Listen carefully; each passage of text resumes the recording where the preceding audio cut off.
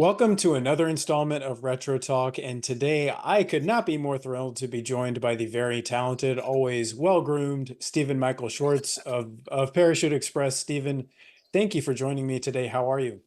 I'm great, Landon. Thank you. Thank you for having me be a part of this wonderful retrospect of the 90s. I love that. Absolutely. I'm gonna get you with a lot of questions today, but Sure. something I actually did not prep you for, and we're gonna get things kicked off with a few icebreakers. Hope that's okay. Is there math in this particular thing? Nope, I no just, math. okay, Nope, we're good. not gonna, no, not at all. Good. It's a All holiday. right. We're not, math's not for holidays. That's right. Um, so the first question is if you were on a road trip, obviously music encompasses a lot of what you do. What name a few things that are making it on the playlist for you? Absolutely. I'll do it by album because I have in my head, I've always had the 10, sort of like the island records. First of all, probably three of them would be Beatle albums. It would be a Revolver and a Rubber Soul and I guess Sergeant Pepper for sure. Blue by Joni Mitchell, one of my favorites. Van Morrison, Moondance. I'm an old school guy.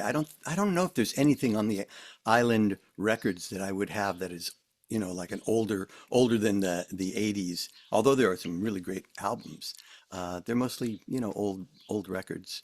And you know, I grew up with that music. Oh, I would say Pet Sounds for sure by the Beach Boys, definitely Okay, great. Yeah. inspiration. And if there was a movie you would consider to be underrated, if it can be, a movie that you maybe watch quite a bit, but you think it deserves a little bit more praise, what movie do you think that is? I think Superbad. Okay, yeah. Now that's not our 90s, I don't think. We're in the No, it doesn't 2000s, have to right? be. It doesn't have to be. So yeah, I would say I every time I turn on and see Superbad in whatever place it is, I just stop and watch. I just think I don't know that it got the kind of attention. It's just and it launched so many wonderful actors. Um, Yeah. I just love that. It's a great comedy. And then I'm a big fan of the early movies, but black and white films too. But they've all gotten their due. Right. It's a Wonderful Life, and I don't know, just anything by Capra is one of my faves Yeah. directors. Superbad's a good answer. It's funny from beginning to end. I feel like a lot of comedies are, you know, get Yeah, big in the beginning, they don't finish it out right. amazing. It's Yeah. amazing. And then the last one's on Sure. subject here. So, do you know the top stream Parachute Express song on Spotify? I would think it would either be Dr. Looney's Remedy or Shakin' It, which was the very first song we ever wrote back in 1984. Yeah, I went in with the same kind of guess. It is actually put put your finger on Oh my off gosh. off Feel the the Feel Your music. Music album, Yeah, and yeah, it's yeah. by a wide margin. Dr. Looney's I think has like 136,000 streams. This almost has 900,000 plays, just the track alone. Why? It's, That- it's a put your finger on. I mean, it's yeah. probably because it's so preschool oriented and it's Okay. simple and yeah. And we had little squeaky sounds in there. I don't know if you listened to it, but with each moment, you say put your finger on your head and then we had a sound for that and then put your finger on your knee and we had a different sound for that. So maybe, children really responded to that. We had so much fun recording. I mean, it was just, we were kids, Yeah. I was thinking like wondering if that would kids. surprise you or not, so I'm glad I'm it did. totally surprised. Okay. Totally surprised. Thank you for that. Yeah, 900,000. absolutely. So Wow. now that we've broken the ice a little bit, we're gonna get to kind of understand a little bit of the background, Stephen. So Sure. you have a quite a rich history in TV performance and music, obviously musical background that spans into childhood. So I think we'd love to hear some of those highlights. What were those formative years kind of like for you? Absolutely. I'll just go quickly with when I was 11 or 12, I had a friend whose mother was an agent and for television and movies, and she thought that I was adorable, which I mean, look at me. So when she said, "Would you like to be in television?" and I said, uh, "Okay." And I asked my parents, and she asked my parents, and she started to send me out as an agent on auditions. and I started to get parts. I started to get television commercials, uh, Kool-Aid, Gainsburger, which is a dog food commercial, and I did a few others. And then I started to get television. I was on I Spy, the original I Spy, with Bill Cosby and Robert Culp. And then I was on Lassie, which was great because I was actually into Lassie when I was a kid. So to be on the show was great. And then I did a movie for called Who's Minding the Mint? And suddenly I was propelled into the world of acting and it felt comfortable. I didn't take any lessons at the time. I was just reacting basically. I learned my lines, said my part, did my part, and it felt really fun and enjoyable and wasn't crazy. But music had always been a part of my life since the Beatles had come into New York for the very first time in February of 1964. That changed the trajectory of what I wanted to do in life, as it did almost all musicians that I know. And so then I started pursuing that. I started writing. In high school, I started to play clubs, the Troubadour, any hootenanny that I could sit, and it had a microphone. And it was at that time that I got seen by an A&R guy at RCA Records. And I was, let's see, I was 19 or 20. And I ended up getting a record deal with RCA. And I was Wow. really just a child, pretty much. And I walked into the recording studio with these extraordinary musicians, and they really, they honed their craft. And I had these songs that RCA Records liked, and I put my first album out, and that was amazing. Went on the road, opened the show for an artist by the name of what was his name? Gosh, I forgot already. Paul Williams. Paul Williams was a wonderful singer and had a television show. And so I opened the show for him. And so then I continued to focus on music. And that's kind of where we were. I did a television series. I think I told you when we were talking earlier. I did a television show on NBC called Please Stand By. And we did 26 episodes. And I was like this David Cassidy type guy that they were grooming as a pop artist. So anyway, I was into it. I was starting the process of moving into performing in all aspects, plus always writing songs. And that was That's my great. dream and my hope, that I would do that. So we got, that was 1980. Then I did another television series called Music Shop, which you can probably see on YouTube.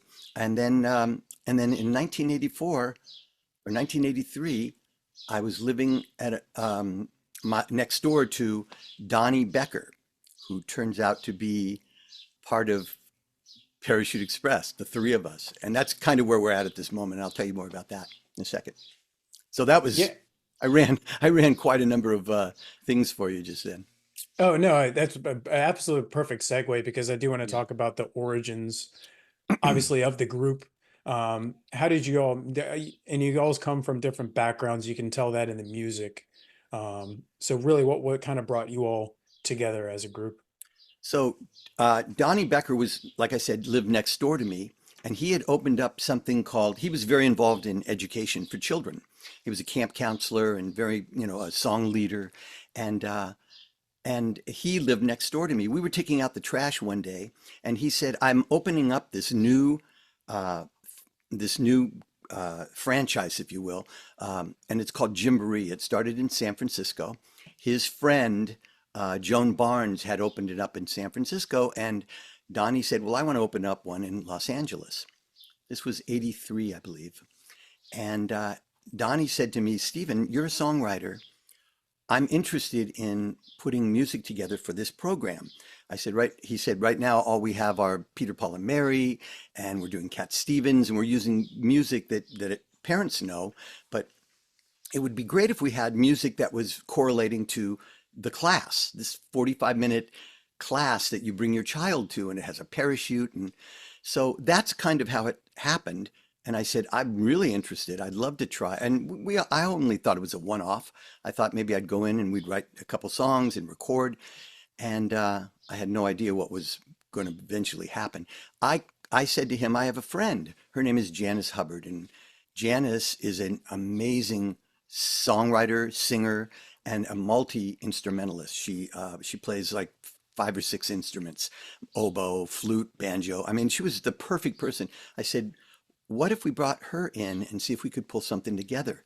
And that's really how Parachute Express happened. We didn't have a name, of course, but at that time, but we went in and we got to look at what Donnie was doing with Gymboree and see how it worked. And I was making notes and we were talking and then we put the first album together, which was 1984, and it was called Shakin' It. And I thought that was the end of it. I thought, thanks, Donnie, neighbor, you know. And sure enough, Gymboree, who started to flourish, the company started to flourish, um, picked up on the album and said, we want more. And we were like, oh, okay. And so we started That's to good news. work on the Yeah. second album, which was Feel the Music, the album that you said had the largest Spotify song on there, Put Your Finger On. Amazing. Yeah. So that That's was great. really that was the impetus of this, this group. By the way, we were going to call ourselves, we were coming up with ideas for group names, and we said, well, what about the swing set?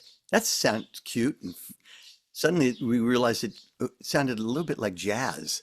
We were like, oh yeah, maybe we shouldn't do that. So the parachute was a really big part of Gymboree, and we thought, well, let's add parachute in there in whatever our name was, and that's where Parachute Express came out. Yeah, that I love the background because as a name, an express parachute sounds terrifying. I'm not grabbing the express. I want the slowest parachute, Stephen. I don't Exactly. want the, you know, I want the one yeah, that's been packed well and yeah, slow, not yeah. the Express. Yeah, exactly.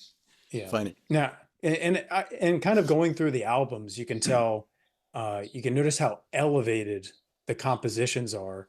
Um, can you speak to some of the group's like musical influences and your own? I think you kind of get like the Sergeant Pepper, like Sure. of the albums, but what did that kind of look like as you guys went and composed these albums? Well, I think each of us brought something to the table for sure. Um, Donnie, of course, was in the folk world, and Pete Seeger and Malvina Reynolds and all the folk artists of that era. He really knew that environment, and he brought that plus song leading. He understood what children like and how to engage them, so that was great. Janice was a musical person. She was a trio with her sisters in New York, and so she was very knowledgeable about harmonies.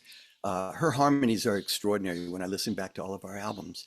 And and she was an incredible songwriter in her own right. I'm a very big fan of Joni Mitchell and the 60s era quality writing that was happening during that time. And for me, I think I shared with you what I love. And I also love the flowery poetry of Donovan. I don't know if many of your viewers will know, but Donovan Leitch was one of my musical heroes back in the 60s. He embodied the psychedelic era, but in a beautiful, non-druggy way. It was very poetry oriented. And, and I always really gravitated to that. And it's very childlike. In fact, he has a double album called A Gift from a Garden, A Flower to a Garden, which is some of the most beautiful children's music that I heard back in my high school days. And I think that really got me into writing lyrics and writing songs. So I think the combination of the three of us, and we had another person, I have to mention him. His name is Rick Kuna. Rick is Donnie's brother-in-law.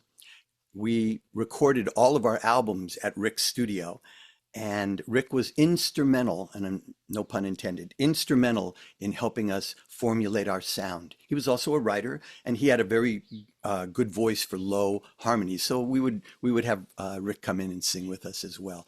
But very much, if George Martin is considered the fifth Beatle, I would say Rick Kuna would be considered the fourth Parachute Express member. No question about it. And he just passed away recently, so Oh, I'm sorry to hear honoring that. him. Yeah, Yeah, yeah, absolutely. It does take a group, kind of to piece things together. And you had shared some images, and I wanted to talk about one of the highlights of your career. sure. One of which was you'd met so many different people, and I'm going to put the picture up now of you and Mr. Rogers at the Clinton inauguration Yep. celebration. But what kind of stands out in terms of the projects? I know each one probably felt like its own child, if you will, but really, what project kind of stands out in your mind through the years? I think the inauguration was amazing. We were at that time we were on Walt Disney Records. So when President Clinton was elected, we were invited through Walt Disney, through the president of Walt Disney, Michael Eisner, to come and participate in the it was called the inaugural celebration for children. And the concept was, and I think it was Hillary Clinton who actually had the concept, which is let's show children what an inauguration is. What is this all about? What is having a new president mean? So it was a celebration at the Kennedy Center. That was huge for us. That's where we got to connect with our heroes, which is Mr. Rogers. Fred was incredible. We also were on stage singing with President Clinton and Kermit the Frog. I mean, if I had to weigh it out, I think maybe I'd want to hang with Kermit, but Yeah, I that's agree. that's not a political statement. That's just, where my head's at. Kermit's Kermit's pretty amazing. Still lasting, still younger, looks as young as he ever did. And so that was one. This is a cool story. We were invited to come to Boston at Fenway Park to introduce a mascot to the Boston Red Sox family. Now, family meaning all of the Red Sox fans. Now, Boston fans did not want a mascot. They were old school baseball, like the Yankees. No, and there were the Phillies who had their own, and I guess San Diego Padres had one, and everybody had a mascot. And Boston Red Sox did not want a mascot. That's the fans. But the idea was the owner of the Boston Red Sox said, "I want to bring more families into the park to see the games." And he had grandchildren, and he and his grandchildren watched Parachute Express on the Disney Channel. So they contacted Disney and said, "Would Parachute Express like to come for uh, the opening day of children's, at the game, and introduce? We have a new mascot we'd like to introduce to everybody." And so we were thrilled. We thought that was fantastic, and there were 45,000 people that were going to be there, and this was huge. And they were going to introduce this character they called Wally. Wally is this green, looks like a giant Muppet, and we talked about what we were going to do before we did it. Of course, we got there and we rehearsed, and Wally was going to break through the big green uh, it's called the Green Monster, the fence there. I don't know if you're a baseball fan, but anybody who knows the Boston Red Sox Yeah, I know knows. the Green Monster. Yeah, okay, Yeah. great.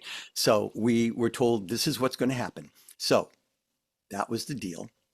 We got there. Ladies and gentlemen, Parachute Express, we came out. We did a show up on the for opening day up on the Red Sox dugout, and then we started to go into a script, which was to introduce this new character. And ladies and gentlemen, please welcome your new mascot and Wally. And out broke through the fence this character. I brought it out here to show you. This little You're guy. kidding. No. And about 40,000 people booed us. Have you heard the news? It's the Green Monster! Alright! He looks so good in those big red shoes. Say yeah! Say yeah! Say yeah!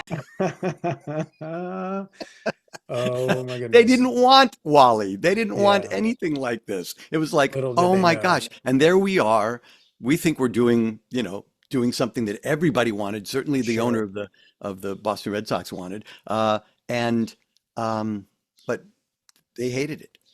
and then we came back in dejected, and then the game started, and then right before the seventh inning stretch, the owner came back and said, "Could you try this again? Could you go out and sing, take me out to the ball game and bring Wally with you?" And we're like, "Are you kidding me?" Yeah. So, of course, we did. And there were Oh less my booze goodness. that time, Yeah. but it was one of those things. I think we got hoodwinked. Yeah. I think he knew something was going to happen, and he didn't want to do it himself. So he thought, well, I'll let a successful children's group, Right. introduce Wally. So They that was almost needed really those they needed those live signs for applause, before just everybody knows forty what the thousand people, yeah. please. It Yeah. sounded like a locomotive was running through our heads. The boos were so scary. And anyway, that was I would call that a highlight, but you know, in I mean, my it's mind at the certainly time, phew, it yeah. wasn't it wasn't a fun thing. But we Yeah. went back there many times. We sang the national anthem two or three times there. We did it at Detroit, the Tiger Stadium. We were acknowledged at that time back in the 90s as one of the few um, musical groups that were doing, wonderful music for children. Right. And we had Gymboree as a springboard for sure. You know, that was And our. and because of the time of the era, who kind of was the group's costume designer, if you will? I'm not sure how much you go back and be like, you know, like who decided the I think it was Beyonce. it was Beyonce. Hmm. Say that's about right. Yeah, she was 11 at the time, Yeah. but no, I think Janice really was the she had the vision for Sure. us, what Yeah. we were to look like. And, she would, Donnie's colorblind, so he was lost. It's like, is this green or is this So not brown? Donnie. Yeah. It wasn't Not Donnie. Donnie. Yeah. And, there were certain things that I definitely wanted to, I had little Beatle things that I always wanted to wear, a Beatle vest or something that indicated, even though the kids didn't know, it was for me, it Sure. felt good, so I Yeah. would, I would do that. But I would say Janice was a big, big part of that. All right, so Stephen, before I get obviously a Goofy movie was a big launching point. Everybody comes into contact with Parachute Express several different ways, but I didn't show this to you, but this actually is the Goofy movie press kit Oh for my the God. for the for the VHS. And I went through here and I was actually a bit appalled that Parachute Express was not mentioned in the press kit. Sure. Um, but can you walk us through how that opportunity kind of came about? Obviously, you were working with the record label, but how exactly did you end up on the VHS tape? I think it was strictly an accident, promotion wise. And what we had nothing to do with it. We had just finished a long form video for what we thought was going to be for the Disney Channel. Only parts of it only showed up on the Disney Channel. Um, but one of the videos we did was Dr. Looney's Remedy, and this lady named Roz Zeisler. I want to announce her name because she directed the piece. She was wonderful, and she had a vision of Parachute Express and what this song was. She loved the song, and she said, "Let's just make it crazy. Let's get as much animated stuff from the Disney archives as we can and throw it in there. And you guys do your show, and we'll put dancers. They got I think there were about 10 children dancing with us, and then we did the video. So I think what happened, and this was just luck, Disney loved the video and said, why don't we put it on the front of the VHS movie, which sold 8 million copies. So when that went out, it was instant promotion for not only for Disney's movie, but also for the group.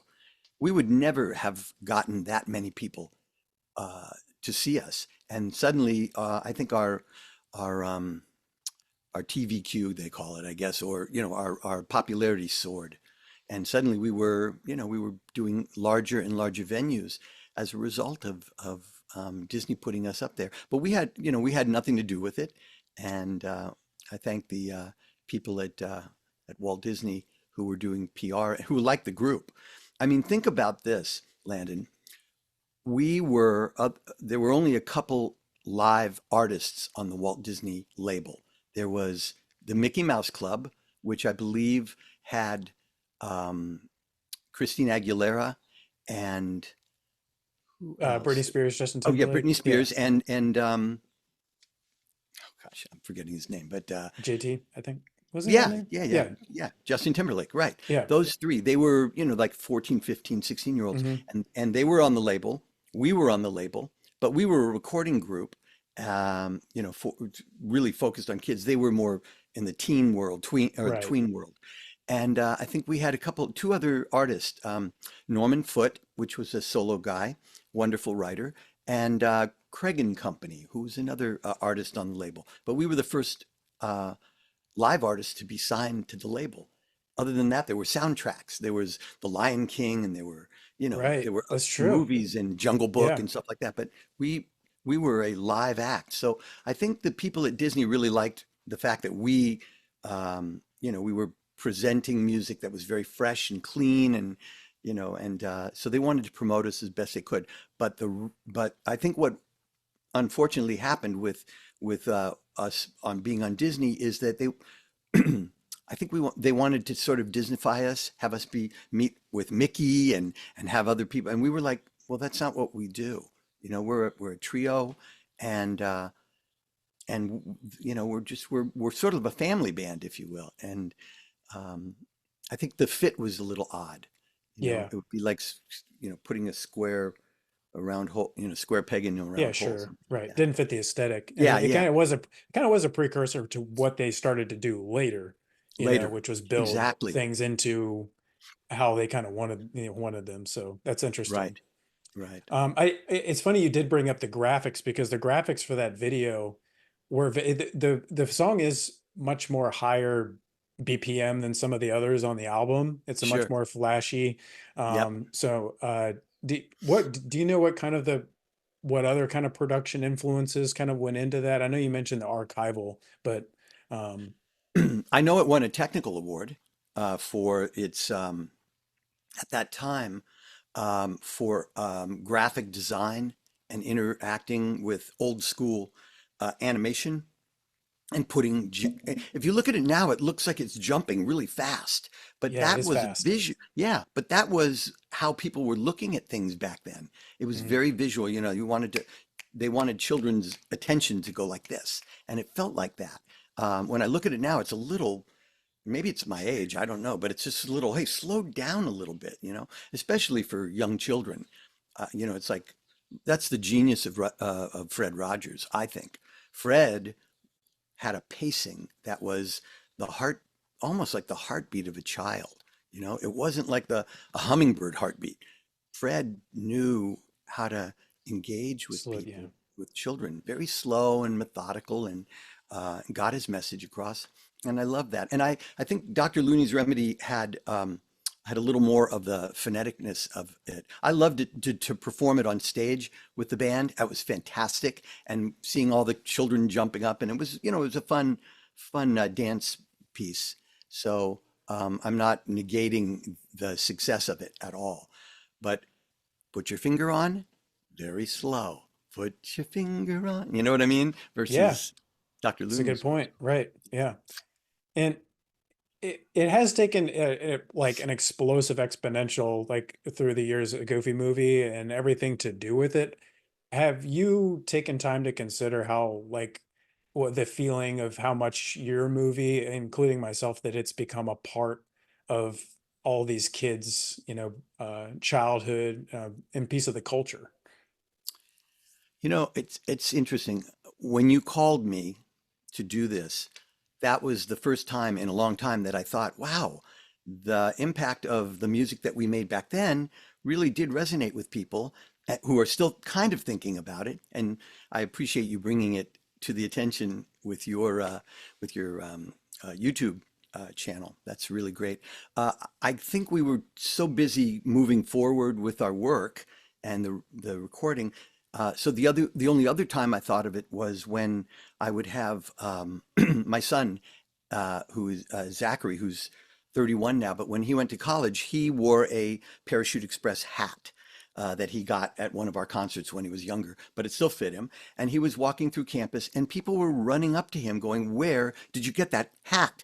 I'm a huge Parachute Express fan. When I was little, I used to, so, and he would tell me about that. And suddenly it occurred to me just how far reaching our music was. And is that kind of answer your question a little bit? It does, and where you have until I drop the video to get me the link for the Parachute Express hat, so we're able to put it down here, so everybody can get their Parachute Express hat. Oh So yeah, I got it for you right here, right here. yeah, Here's the hat for you. No. and I think children's entertainment, I spent some time interviewing people, but it has changed drastically since the 90s. How how much do you think, or what are your kind of insights as somebody that, between child entertainment from the time you were doing it to what it is today? Um, oh wow, that's a really good question, especially since I'm embarking on the idea of I've just put together a pilot for a TV show myself, and I'm hearkening back to once again the quieter, softer side of introducing children to the world and how best to do that. And I go again back to Fred Rogers, although, Sesame Street, I can't deny the brilliance of that. Yeah, or Blues Clues kind of was Blue's that Clues too. too, Yeah, also, yeah, right. yeah. Just incredible.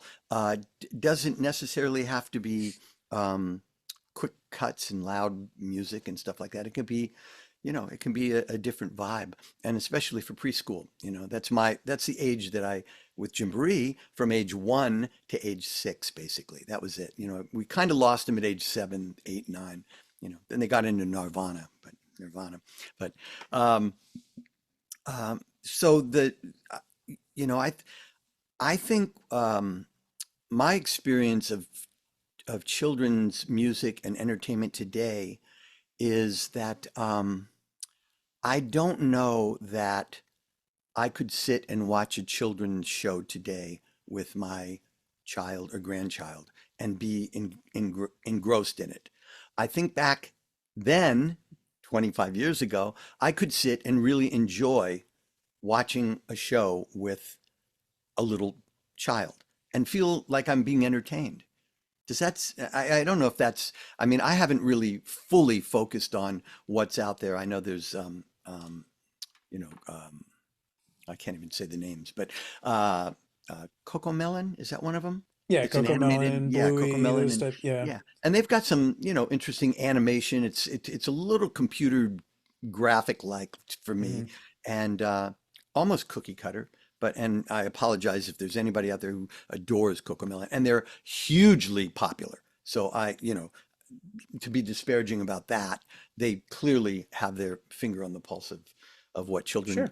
Yeah. today like. But and again, it may just be my sensibilities about where children are at and where they were at when I was a dad, with a 1 or 2 year old, and where I was with Parachute Express and how we were creating stuff for them, for that age group. Well, I'd certainly say you definitely have the resume, and I do kind of want to lead into that and what Sure. maybe some of the listeners can maybe look forward to. What is, what's the future for Stephen Michael Schwartz? Also, um, new music. How can fans get in touch with get in touch with what's coming? Sure, absolutely. First of all, I Parachute Express retired. Oh, when was it? Our last album was 2006, I think. We did some concerts, um, and we did some concerts in China because China and Korea actually started connecting with Gymboree, and then China bought Gymboree. So suddenly they had 500 Gymboree sites in China, all over Okay. China, and they invited Parachute Express to come, and we played some shows there. And then when we retired, when Donnie and Janice retired from performing, I asked them. I said, "Do you mind if I keep going? I'll just keep the ball rolling. Give me the mantle. I'll just run with it." And I've been uh, touring China for the last 10 years, up until 2019. That was my last tour. And the pandemic, of course, hit in 2020, and that was the end of that. I'm hoping it'll come back. But anyway, I toured over 100 cities in China, doing all the Parachute Express stuff that the Chinese children love. including Put Your Finger On. And and and then I recorded 4 of my own solo albums, and I would do a lot of that music as well. Being very aware that the Chinese parents wanted to have their children learn English. That was a key. So the music that I was writing, I wanted it to be not simple, but easy enough for a child to join and sing with me. So that was great, and it was very popular, and I'm thrilled that I was able to do that. So now the pandemic hits, and I'm trying to figure out what to do. I'm not touring. We can't tour. I can't tour. And so I put together, along with my son Zachary, a pilot for a TV show called Ditto Kiddo. And in essence, what it is, it's me doing what I do, and a little puppet who basically looks very similar to me. It's curly hair and all that. And he's sort of like my grandson. I don't think I ever said that's here's my grandson, but we kind of relate that way.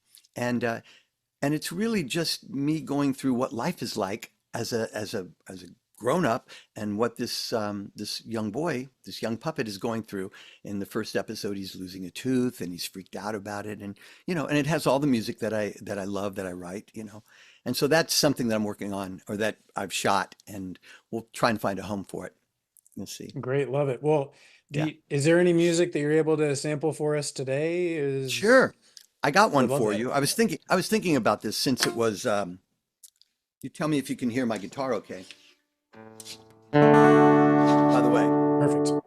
Oh, this love is my that. R2D2. This is the thing my wife Yeah. said, "Why are you buying another guitar? You have 15 guitars."